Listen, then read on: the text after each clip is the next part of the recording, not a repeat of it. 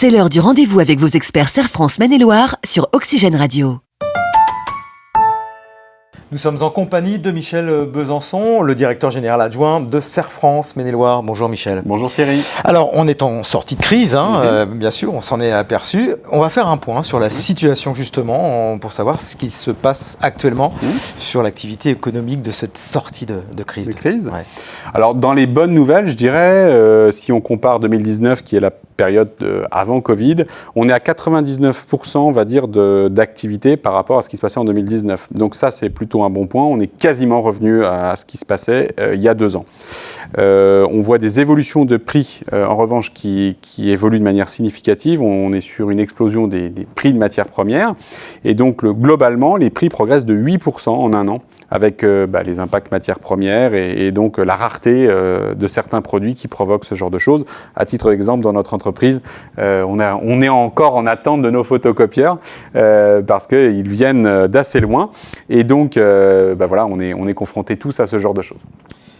Que se passe-t-il en matière de création d'entreprise ? C'est souvent un bon révélateur de savoir si l'activité repart ou pas. Exactement. Alors ça, on avait entendu tous les oiseaux de mauvais augure qui nous disaient qu'on allait vivre une grosse claque à la sortie du Covid parce que les aides allaient s'arrêter. Alors elles sont déjà en cours d'arrêt. Et au final, ce dont on s'aperçoit, c'est quand même qu'on a au niveau des Pays de Loire plus 57% de création sur les 6 premiers mois. Et en Maine-et-Loire, on est à 4600 créations d'emplois sur les 6 premiers mois là aussi, quand on se rappelle en 2019 où on en avait 6500 mais sur l'année entière. Donc là on touche du doigt vraiment cette effervescence au niveau de la création d'activités, alors qui part dans tous les sens, clairement on sent que ça vit, et ce qu'on peut constater c'est aussi les changements de vie des personnes, des cadres, des salariés qui décident d'arrêter leurs activités, de changer de lieu et qui créent leur activité, donc ça c'est vraiment très dynamique. Ce sont plutôt des bonnes nouvelles. Il y en a une qui est moins bonne, c'est qu'il y a donc de l'emploi, mais on a du mal à recruter.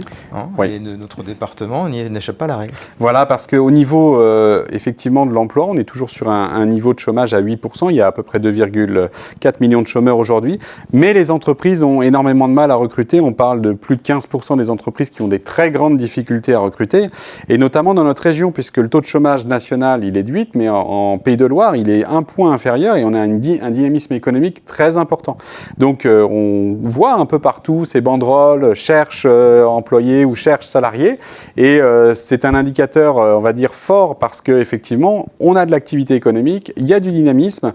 Et effectivement, aujourd'hui, le plus dur, c'est de trouver des personnes qui puissent répondre quelque part aux emplois. Pour terminer sur ce point de situation post-crise, on va également faire un focus, un coup de projecteur sur une activité évidemment très présente dans le département, c'est l'activité agricole. Oui. Comment elle se comporte, comment elle se porte ? L'activité agricole a peu subi les effets du Covid. En revanche, elle vit tout ce qui est évolution en matière de prix des matières premières. C'est l'agriculture, au-delà des agriculteurs, c'est à peu près 15% des emplois d'une manière générale au niveau national, donc c'est quand même très significatif. Et donc on a une embellie aujourd'hui des prix des céréales, les prix n'ont jamais été aussi hauts. On a un prix du lait qui, lui, continue de se tenir à un bon niveau parce qu'on a une baisse de collecte régionale et on va y revenir pourquoi. On a des rendements qui, cette année, sont plutôt moyens. Ils ne sont pas faibles, ils sont pas très hauts, ils sont juste effectivement moyens. Et puis, on a eu des effets, si on se souvient, au printemps, de gel qui ont touché les arboriculteurs qui, finalement, vont pouvoir très probablement arriver à des niveaux de production sensiblement identiques, voire peut-être un petit peu supérieurs à l'an dernier. En revanche, c'est au niveau du raisin et de la culture de la vigne où l'impact est très fort puisqu'on a eu des conditions météo vraiment pas bonnes durant l'été. Donc maladie qui s'est bien dispersée un peu partout. Et donc là, on est sur une prévision de récolte en matière de quantité. Je ne parle pas de qualité, mais vraiment de quantité, qui va être l'une des plus faibles de ces dernières années. Donc on a effectivement cet aspect-là. Et puis on a sur ce secteur de l'agriculture une particularité, c'est qu'on est en décroissance du nombre d'entrepreneurs. Avec, si on prend les 5 dernières années, 260 installations environ, contre 510 cessations d'activité, donc des croissances, on va dire, d'entreprises, et une vraie préoccupation sur le devenir des personnes qui vont travailler dans cette activité-là.